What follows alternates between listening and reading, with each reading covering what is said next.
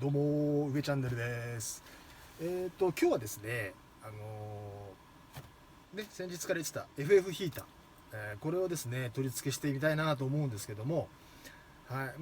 フロアにね穴を開けるっていう結構勇気がいる作業なので、さあどうなるでしょうか。作業を開始したいと思います。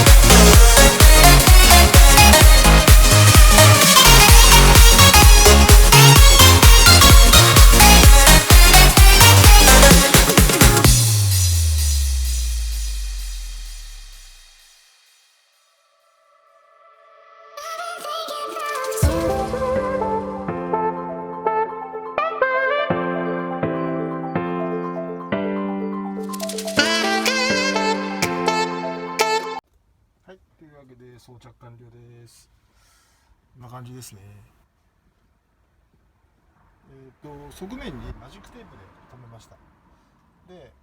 給油がしにくい時も外れるようにしました。でこれ5リッタータンクなので結構コンパクトですよね。でこれがさっきの10リッタータンクとかだともう頭出ちゃうので、ベッドのこれぐらいになっちゃうんですね。なので断念しました。で今度はですね、これに、フィルターですよね、燃料フィルターの方から、これですね、これ電磁ポンプ、これ灯油をですね、Ffヒーターの方に送り込む装置ですね。でこれの電源ももう本体と接続してあるんですけど、でこれはですね結構ねカチカチうるさいんですよ。で前回アクティのキャンピングカー作った時に、結構その体感していて実感していて、夜寝る時とか冬とかだと結構ねカチって言ってね音がね反響してくるんですよ。はい、今ですね、とりあえずスタートしてから、これ全然表示はまだ合わせてないので何とも言えないんですけど、とりあえずここから出ます。で今ポンプがこの中でこれですね、カチャ言い出しました。とりあえず中配線まだねしてないので汚いんですけど、聞こえます？カチャカチャ言って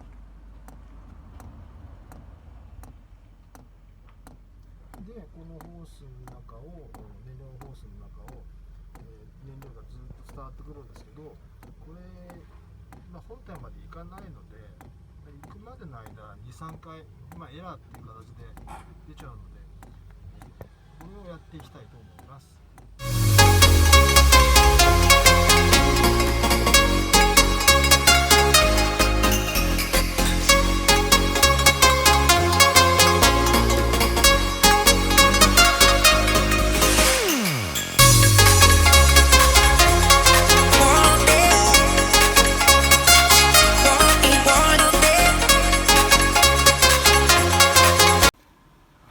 というわけで Ffヒーターがつきましたけども、いかがだったでしょうか。